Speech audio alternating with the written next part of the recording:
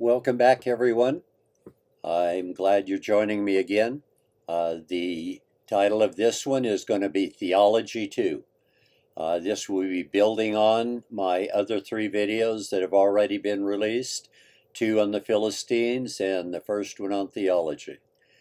Now, before I actually start talking, which I plan to in a couple of minutes, about the Bible, and I'll start with Genesis and go from there. But before I start that, I made it clear before that I am a Christian. I've been a Christian since I've been 9 years old. And so it's important for the people to understand some of my opinions and positions before I explain what I'm talking about.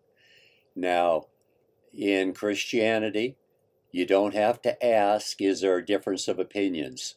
All you have to look at the number of different denominations in the religion there are. And that will tell you that what I say in my other videos, that opinions are like snowflakes. Everyone is different and there's no two that are alike. The denominations seem to group with people that think somewhat similar to what they think. As time goes on, people may stick with those people, or they may join a church that's just more convenient to go to, or they find the one that is the less judgmental, or the one that they can share with the most. So in order for me to be able to share my opinion with you, you have to understand my position as a Christian. Because, as I said, all Christians have different opinions.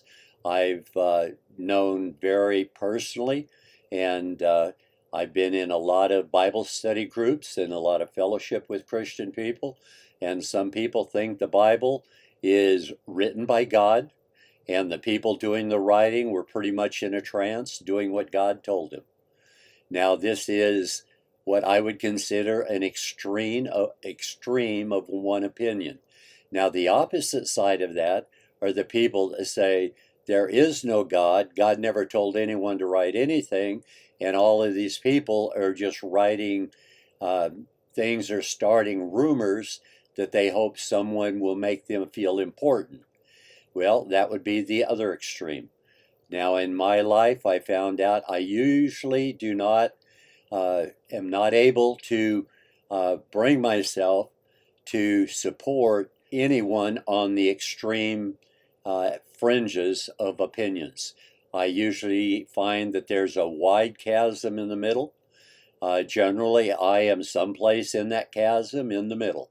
Some will say more conservative, and other times they will call me more liberal. Now, I will, basically, I'm going to be talking about the Old Testament, but as a Christian, I believe in the Old Testament.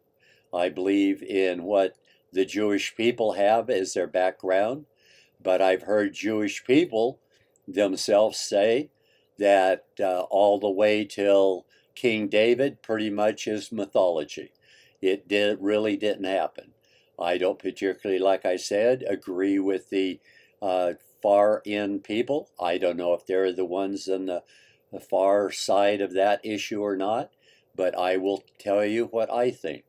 And what I have a tendency to do is pick something that when I read what people tell me or what they do tell me, I listen. And then some things they tell you don't seem to really make much sense.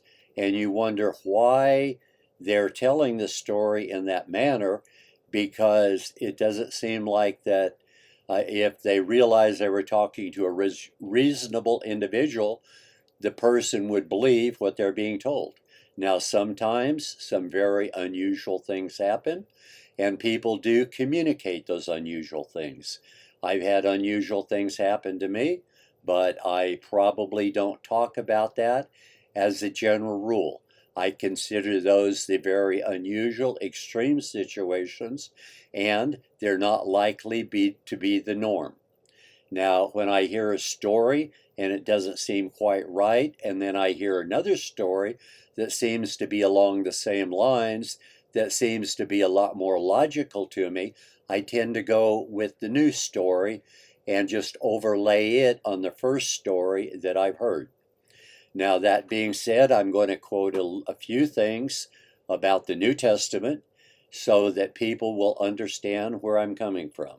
Now, a lot of my Christian brother will say, if you don't believe in Jesus Christ, you're going to hell.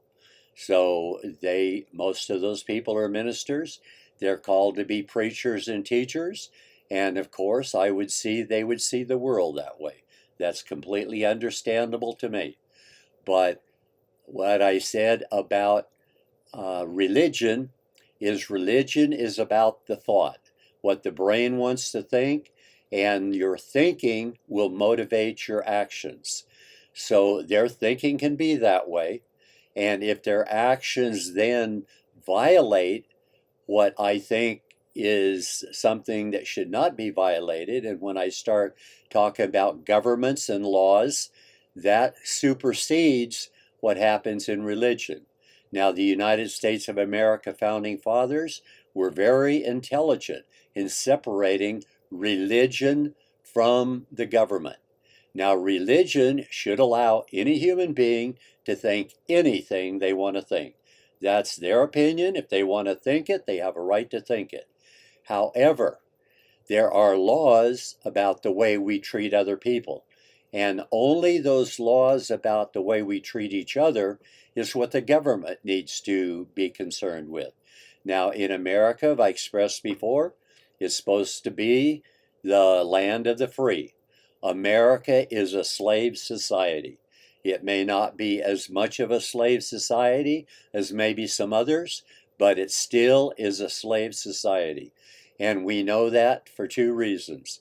Anytime that any human being in the society has more power and authority under the law than any other citizen in the society, that is a slave society. In a truly free society, the very weakest, most humble person in the society has as much authority as the most powerful, influential person in the society. The laws do not give preference to the powerful just because they think they know better.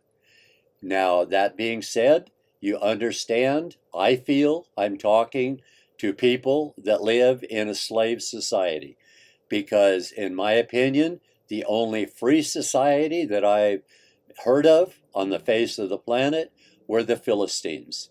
Or if you want to refer to what Plato said, Plato called them the Atlanteans, and he said they had a utopian society.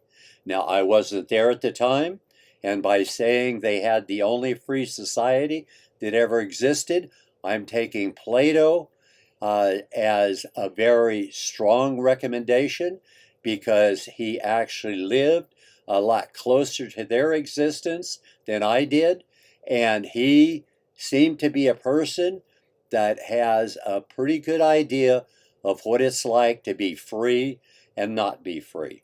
So I'm taking Plato's word that they truly were a free society. My estimation that they lasted between 4,000 and 8,000 years as the number one nation on the planet, and therefore anyone that is able to prosper and cause the world to prosper that long deserves to be referred to as a free society until we can prove otherwise. Now, when Plato said that, we understand that Plato had more information than we do, and Plato basically knew he was talking about a society that for the most part had been wiped off the face of the earth. Now, when I start talking about the first 5 books in the Bible, the one that Moses gave the Hebrews, the Israeli people, the start of their religion and their writings, had an opinion himself. And we will go into what Moses thought and why I think Moses thought what he did. But right now, I'm going to quote what Jesus said. Well, we can't quote what Jesus said because Jesus didn't do any writing. but some of Jesus' disciples basically left some of the writings. Now, like a lot of ministers do, if you don't accept Jesus Christ as your personal Savior, you're going to hell. It is my belief that God has allowed human beings to have the theory of religion for one purpose only, and that purpose primarily is to put shields or limits or bumps on the horsepower attitude that male human beings were given by God. Now, I have to say that God blessed me by making me the runt of the family, so my younger brother could beat me up with boxing gloves with one hand tied behind his back. So I never really entered the horsepower race very often because I already knew before I started the race I was going to lose. So I already adjusted myself that I'm a loser and the rest of them will win. I just need to do what I can and move on from there. Now, that attitude, I have to say, might have been one of the reasons that I've been able to understand and see how the Philistines were called by Plato to be the people that were holding up the world. Because for that 4,000 to 8,000 years, we don't have any historical records that I'm aware of that there was slavery or fighting going on. What the Philistines had was a society where the women were absolutely equal in the society. They were not second-class citizens. They had just as much authority as any male, even if he could out-wrestle Arnold Schwarzenegger. They were an equal and free society. Now, one of the things that I've heard men talk about is they think it might be physically impossible for the women to be doing the bull jumping that the palace in Knossos shows they were doing. It shows those women, which were their ancestors, were the Amazon women, were not going to take a back seat to the males anyway, and that's why they learned to work out a society where the men basically modified their horsepower engine to make agreements with the women so the women felt equal in the society, and not only felt equal, but actually operated as equal human beings. Now, in the place at Knossos that they call a palace, which I clearly know was a manufacturing facility. That manufacturing facilities CEO was a woman, and she had, they would say, up to 3,000 women working in that one facility for her. Now, those women were busy making wine, olive oil, packaging it for the men to distribute around the Mediterranean, all the way up to the Scandinavian countries, for it to be taken down to India, and toward the end of their existence, for the last 100 to 150 years, they were actually mining tin from the British Isles. So that being said, my attitude about who's saved and not saved, well, if religion is just to modify our horsepower engine and you follow the laws of society, which the ones in America are lacking because we have a lot of reports where men kill their wives because the wife didn't agree with them. As I've expressed before, when horsepower engines run amok, the ultimate expression of a horsepower engine is, if it doesn't agree with you, kill it. And that's not the kind of way that we want to operate in a society. We want a society where one human being does not have the right to kill another human being. And when we accomplish that purpose, we can move forward.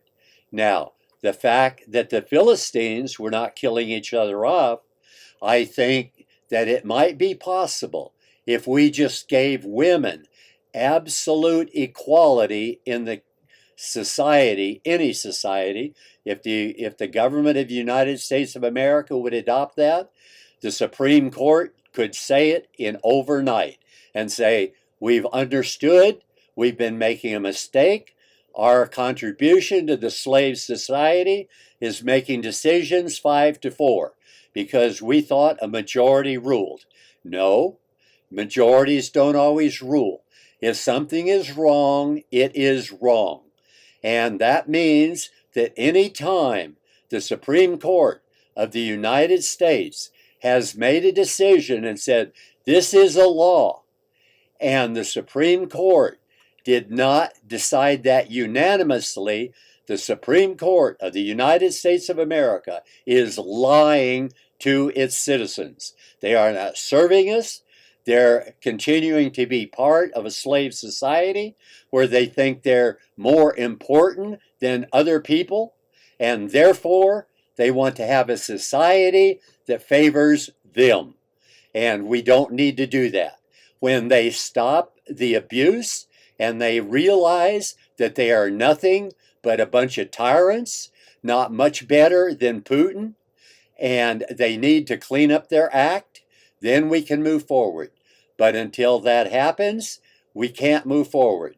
As long as we have one professional politician, we can not be a free society.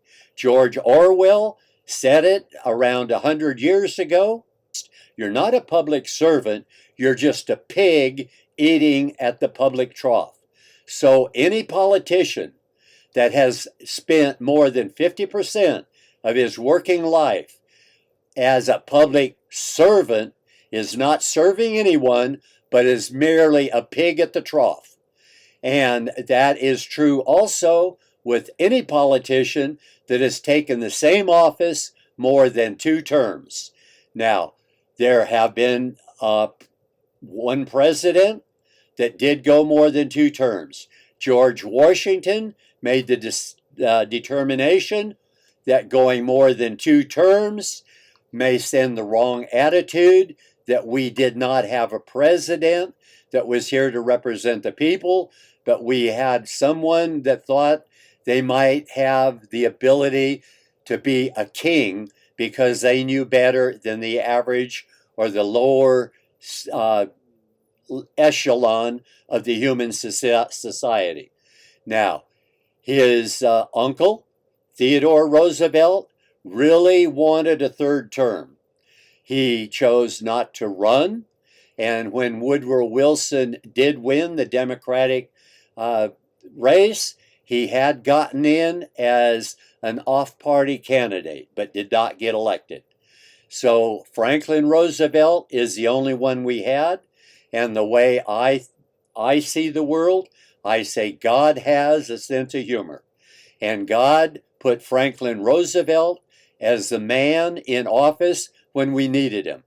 He saw what was going to happen as a result of the alliance between Japan and Germany, and he knew if he did not take positive action that we would have Germany on the East Coast, Japan on the West Coast, and America would be doomed. So he set up a situation where we were able to get into the war in time to tilt it to the favor of the Allies, and we ended up winning that war. Now, if you want to know why we really won the war, we won the war because of our women. And so any religious person that say women are not qualified enough to be equal citizens in the society are basically have their head in a place that they can't even see daylight. Now, the women at the time, and we celebrate some of them by calling her Rosie the Riveter and giving them acclimates like that. But in reality, what happened was the war went on in Europe. So Germany was getting their plants bombed by Americans and by the English and the Allies. It was difficult for them to produce. in America, our factories were not being bombed. The women primarily were putting together the tanks and planes that the men needed to fight with. Well, the men were all in Europe fighting. And Germany was very effective. They'd shoot down one of ours, we'd shoot down one of theirs. And after a while, the planes would become in short supply. But in America, the women were still sending brand new planes to the gentlemen that were flying them. And when the gentlemen flying them had the only planes in the sky, they knew they now controlled the sky. That is why we won the war, because of the women. Now, we had some generals like Patton who were pretty aggressive and did their part. They did some very bright things as well. But we are not giving the credit to the women that deserve it. And the poor women that are having to be out and campaign and position themselves trying to get equality. It's a sad, sad world that they have to waste their time doing what they already deserve to have. And when Plato said that the Philistines had a utopian society, he wasn't lying when he said they were holding up the world.